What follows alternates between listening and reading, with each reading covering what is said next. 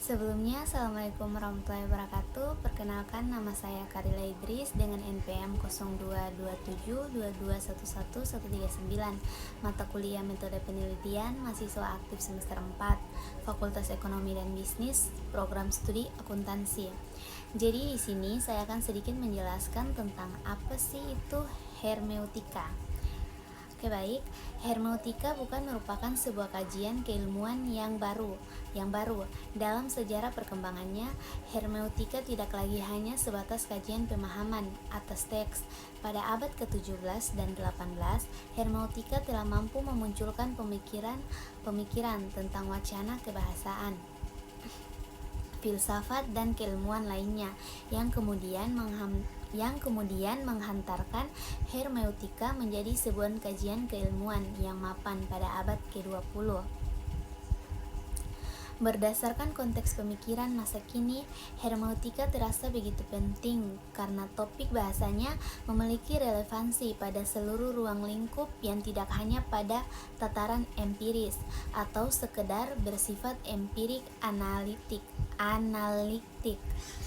Hermeneutika juga memberikan penawaran terhadap pandangan baru yang holistik tentang kekayaan dan karenanya banyak pemikiran modern yang mulai sadar akan hakikat konseptualitas kebenaran.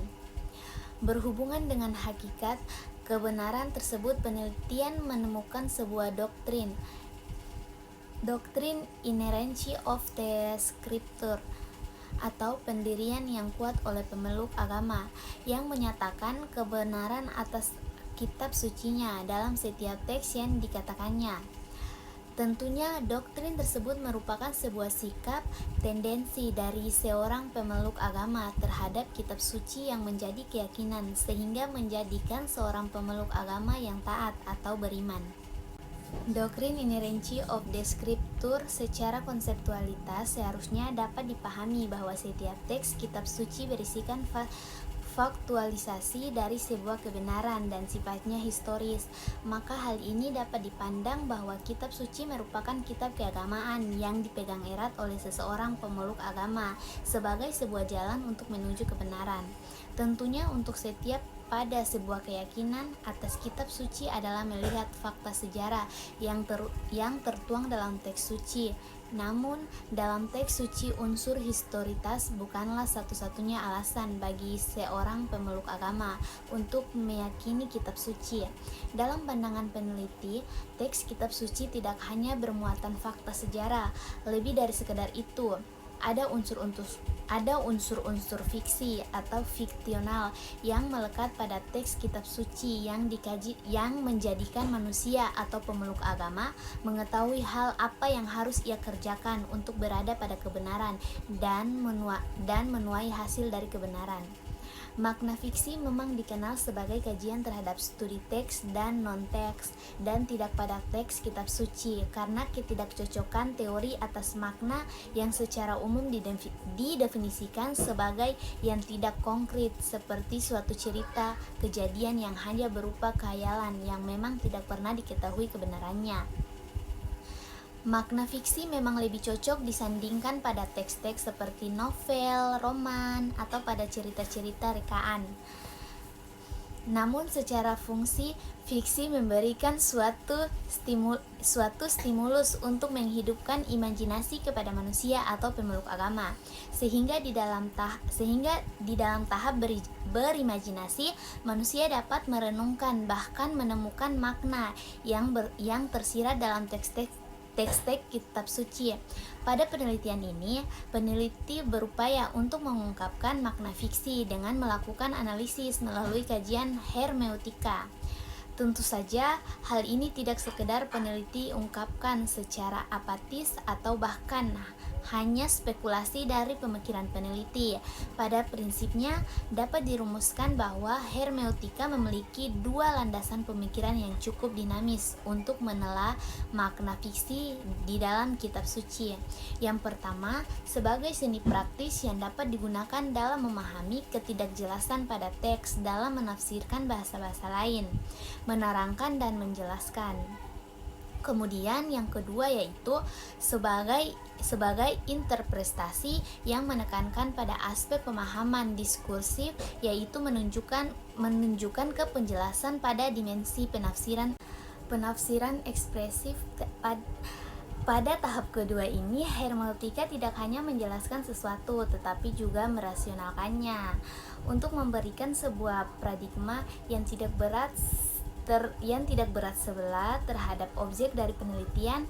Maka peneliti akan menghadirkan dua kitab suci yang fundamental, yaitu Al-Quran dan Perjanjian Baru. Pada tahap selanjutnya adalah menghadirkan definisi dari makna kata fiksi. Untuk memberikan sebuah kajian yang kritis pada penelitian ini, peneliti tidak akan menutup atau membatasi cakrawala berpikir dan berhenti pada suatu diksionari ataupun ensiklopedia. Hal ini dimaksud untuk membangun sebuah konsep yang tidak monoton atau hanya berhenti pada poin-poin tertentu yang membuat penelitian ini terkesan absurd. Maka perlu untuk mengembangkan definisi fiksi tidak pada suatu bidang kajian. Makna fiksi memang dikenal sebagai kajian terhadap teks dan non-teks, namun tidak pada teks Al-Quran dan Perjanjian Baru. Karena ketidakcocokan dari kedua teori di atas, makna yang secara umum didefinisikan sebagai sesuatu yang tidak konkret, seperti suatu cerita kejadian yang hanya berupa khayalan yang memang tidak pernah diketahui kebenarannya. Dengan demikian, pada penelitian ini, seperti yang telah disampaikan sebelumnya, bahwa perlu adanya pemberian definisi terhadap fiksi dengan menghadirkan beberapa definisi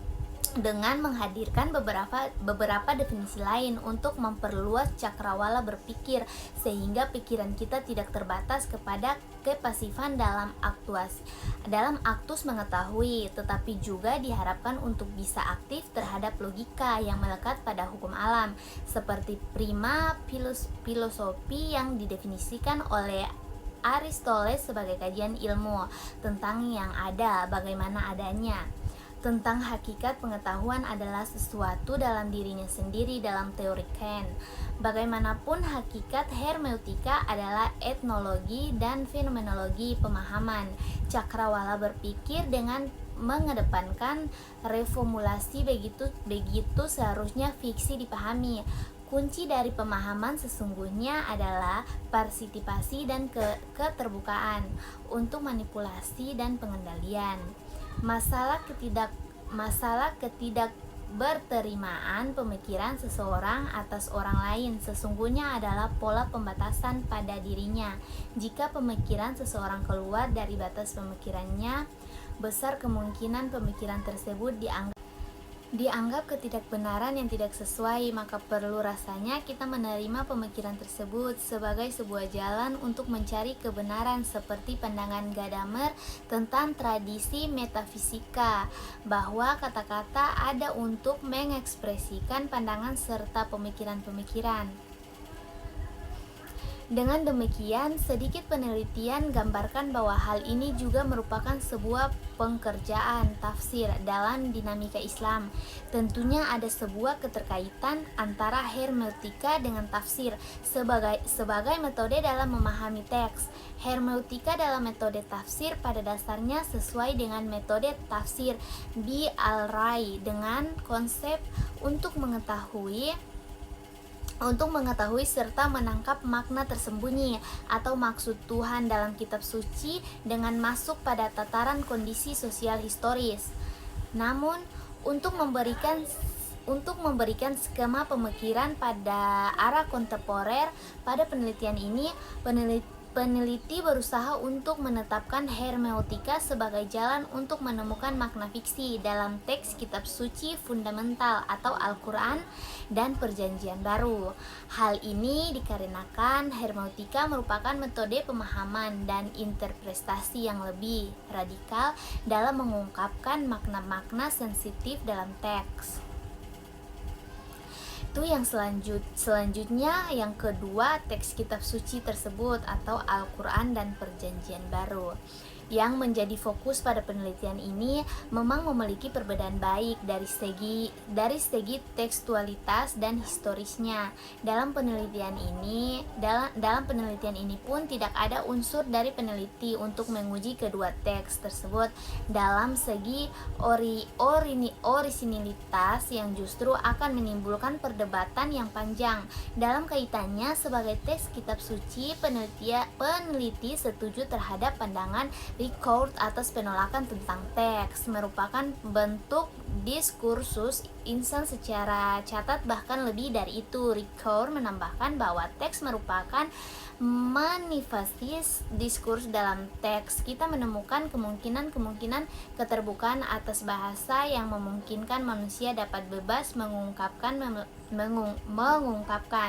Melalui teks manusia dapat melacak perubahan dan perkembangan atas makna, bahkan hanya dengan teks. Dia telit peristiwa arti mengendalikan dimensi baru. Sampai pada poin ini, peneliti menyatakan pandangan yang sama atau argumen atas pernyataan fungsi fiksi yang disematkan pada kitab suci. Fiksi itu adalah kata benda di mana akan selalu ada pengertian literatur dalam kata fiksi. Fiksi adalah energi untuk mengaktifkan imajinasi seperti yang dikatakan oleh Rocky Gerung pada 10 April 2018. Jauh sebelum itu, beberapa pakar filsafat dan hermeneutika kontemporer